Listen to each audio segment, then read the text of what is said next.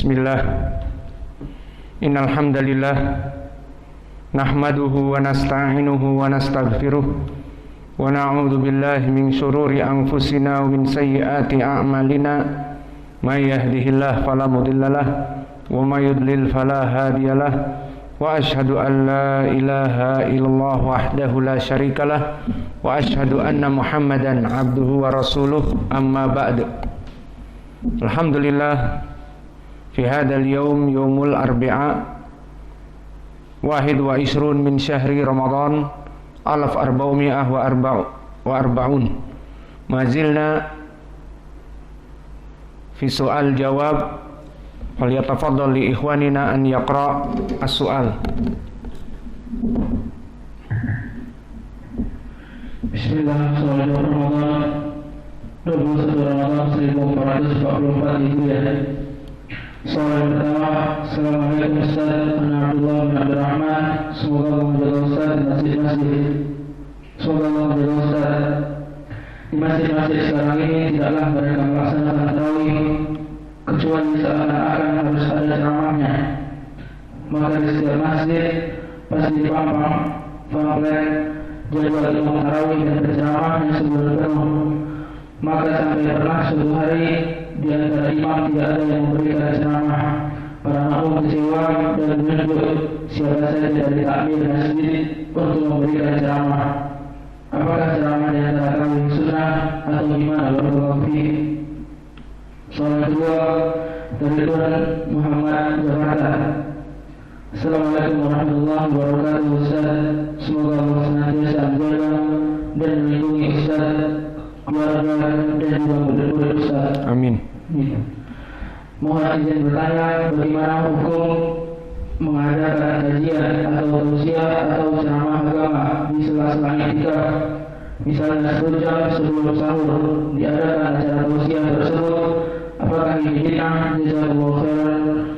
Wa fiikum barakallahu Ustaz. Bismillah. Permasalahan ini apakah suatu ibadah dimasukkan kepada ibadah yang lain, apakah dia sunnah ataupun bukan dari sunnah?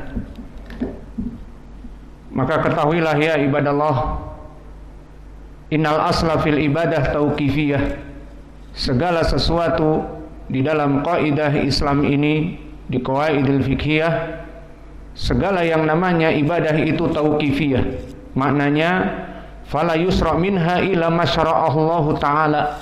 Tidak disyariatkan dalam ibadah itu kecuali apa yang disyariatkan oleh Allah dan Rasulnya.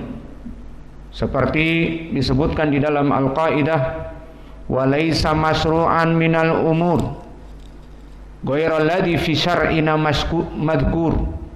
Maka tidaklah perkara-perkara yang disyariatkan di dalam agama ini kecuali apa yang disyariatkan oleh Allah dan Rasulnya. Maka jika seandainya permasalahan kajian dan pelajaran dimasukkan menjadi penjeda dari salat tarawih ataupun al-i'tikaf, maka itu semua pasti akan disebutkan oleh Allah di Al-Quran ataupun di Sunnah.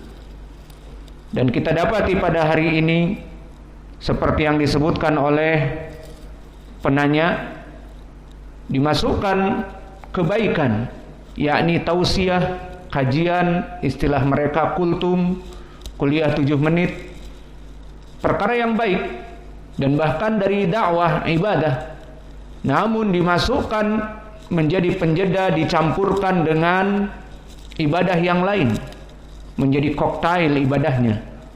Ibadah tarawih tapi di antara 2 salat ditambah ibadah.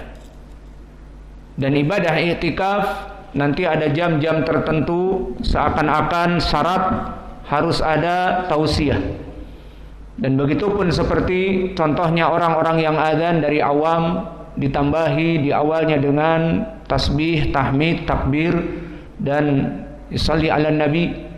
Dan begitupun keyakinan dari orang-orang awam juga di saat antara 2 rakaat tarawih maka dibacakan salawat kepada Nabi dan Abu Bakar dan Umar dan Utsman dan Ali. Maka pencampuran ibadah dengan ibadah ini tidak boleh kecuali disyariatkan. Maka al-qaidah taqul wa laysa masru'an minal umur ghairu alladhi fi syar'inal madhkur. Maka tidak boleh mencampur ibadah dengan ibadah menjadi ibadah yang inovasi yang baru. Innovation in the worship. Jadi ibadah diinovasi menjadi ibadah yang baru, maka ini tidak boleh. Maka Allah telah berfirman di ayat yang terakhir diturunkan di Hajjatil Wada', al-yawma akmaltu lakum dinakum wa atmamtu alaikum ni'mati wa raditu lakumul Islam madina. Maka hari ini aku telah cukupkan bagi kalian agama kalian dan aku telah ridha dengan apa yang ada pada Islam. Maka disebutkan oleh Imam Malik, man za'ama, barang siapa yang menyangka anna hunaka bid'atan hasanatan, di sana ada bid'ah yang baik, bid'ah yang inovasi, yang baru, hasil reformasi, maka laqad khana qad za'ama anna Rasulullah sallallahu alaihi wasallam qad khana risalah. Maka berarti dia telah menyangka bahwa Nabi Muhammad berkhianat atas risalah yang dia sampaikan. Maknanya Nabi Muhammad sallallahu alaihi wa ala alihi wasallam tidak menyampaikan ibadah ataupun dakwah secara sempurna, karena di sana masih ada kebaikan yang tertinggal. Maka mereka orang-orang yang mengatakan bid'ah hasanah berarti telah menyangka Nabi Muhammad tidak amanah, masih ada kebaikan bid'ah hasanah yang tidak disebutkan. Dan ini adalah ucapan Imam Malik yang dinukilkan oleh Asy-Syatibi di kitabnya Al-I'tisam,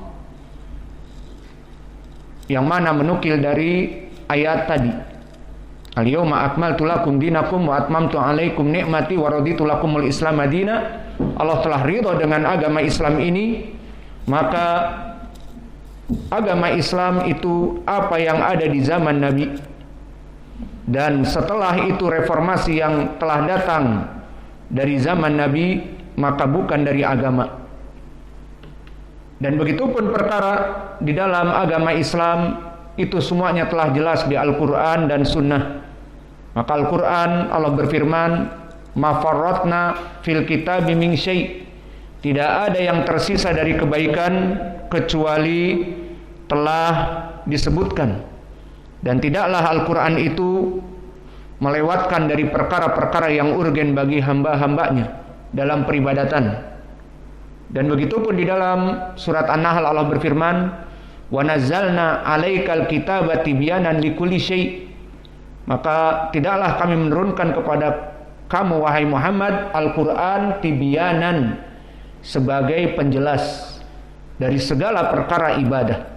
Maka Imam Mujahid mentafsirkan ayat ini, ay kullu ma amarallahu bihi wa naha anhu, apa-apa yang Allah perintahkan telah disebutkan, dan apa-apa yang Allah larang kecuali telah dijauhkan. Dan asar ini barakallahu fikum telah sering kita lewati, diriwayatkan oleh Imam At-Tabari dari jalan Sufyan anil A'mas an Mujahid. Dan Al-A'mas di sini mudallis, meriwayatkan dari Mujahid dengan an-anah. Namun telah datang riwayat yang lain dari Abdul Razzaq, dari Ibni Uyainah, an Aban Ibni Taglab, an Mujahid, dan di sini sanadnya hasan. Maka asar ini asar yang sahih. Maka dari pendalilan Al-Quran 3 ayat yang kami sebutkan ditambah dengan asar dari sahabat, kita mengetahui dari Al-Quran tadi bahwa semua perkara masalah ibadah itu telah dijelaskan oleh Allah di Al-Quran. Adapun pendalilan di dalam hadis maka banyak. Di antaranya hadis yang muttafaqun alaih dari Hudzaifah, di mana Nabi Muhammad SAW kata Hudzaifah, qama fina maqaman ma taraka syai'an yakunu fi maqamihi dzalika ila yaumil qiyamah illa haddatsa bihi. Bahwa Nabi telah berdiri dengan lama dan menjelaskan perkara-perkara, tidaklah perkara sampai hari kiamat tentang permasalahan ibadah kecuali Nabi menjelaskannya. Dan begitu pun datang di dalam hadis Abi Dzar atau di hadis Salman yang masyhur, datang Yahudi kepada Salman dan mengatakan, hal allamakum kulla syai', apakah Nabi kalian telah mengajari kalian semua di dalam agama ini? Maka Nabi Muhammad mengajarkan segala sesuatu. Kata Salman, na'am, hattal khira'ah, tentu bahkan bab masuk WC, bab ber-MCK. Maka disebutkan bahwa kami telah dilarang untuk menghadap istiqbal ilal kiblah atau istidbaruha bighaitin wala baulin, walaqad nahana an nastanjiya bil yamin, walaqad nahana an nastanjiya bi aqal min salasati ahjar. Maka Nabi telah mengajari kami untuk tidak menghadap kiblat atau membelakanginya di saat masuk WC, dan melarang kami untuk membersihkan kotoran dengan tangan kanan, dan melarang kami untuk mengambil istijmar kurang dari 3. Maka dijelaskan oleh Salman bahwa perkara MCK itu sangat lengkap, padahal perkara itu perkara yang kita katakan menjijikkan, namun detail di dalam permasalahan ibadah. Maka begitupun di dalam hadis Abi Dzar, yang mana Nabi Muhammad SAW bersabda, atau Abi Dzar mengatakan, tarakna Rasulullah SAW wa matairun yuqallibu janahaihi fil hawa ila wa huwa yudakiruna minhu ilman. Faqala Rasulullah sallallahu alaihi wa ala alihi wasallam, ma baqiya syai'un yuqarribu minal jannah wa yubaidu minan nar ila waqad buyina lakum. Maka kata Abu Dzar bahwa agama ini telah lengkap, dijelaskan semuanya. Maka tidaklah kalau memang dari agama mengepakkan sayap dari burung-burung yang terbang itu ada ilmunya dan harus diketahui, maka pasti Nabi akan menjelaskannya. Kemudian menukilkan dari ucapan Nabi, maka tidaklah dari perkara ibadah yang menyebabkan kalian masuk kepada surga kecuali aku telah menyampaikannya, dan perkara yang merupakan yang diharamkan yang menyebabkan manusia masuk api neraka kecuali telah aku sampaikan dan telah kami larang.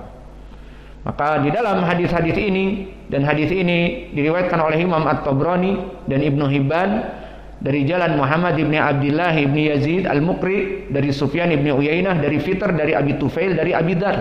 Maka sanadnya sanad yang sahih, semua rijalnya thiqat. Maka hadis ini menjadi pendalilan dan Al-Quran yang telah kita sebutkan tadi, bahwa perkara-perkara dalam permasalahan ibadah tidak boleh dicampur dan tidak boleh ditambah kecuali jika memang disyariatkan oleh Allah dan Rasulnya.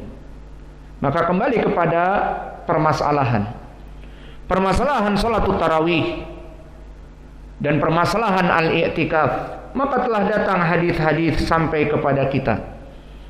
Yang pertama hadis Aisyah yang muttafaqun alaih, bagaimana dikisahkan di hadis yang panjang ini bahwa dzata lailatin fil masjid fa shalla bi salatihin nas, bahwa Nabi Muhammad SAW di saat i'tikaf, maka Nabi salat di malam pertama dari malam-malam di akhir bulan Ramadan di saat i'tikaf. Di awal malam Nabi salat, kemudian diikuti oleh para sahabat menjadi salat berjamaah, salat tarawih. Ini pertama kali di hadis Abi Dzar sampai selesai sulusul lail al-awwal, sampai selesai jam 10.30 atau jam 11. Kemudian di malam yang kedua di hadis Aisyah yang muttafaqun alaih dan di hadis Abi Dzar yang diriwayatkan Abi Daud, Nabi salat yang kedua lebih banyak jumlahnya.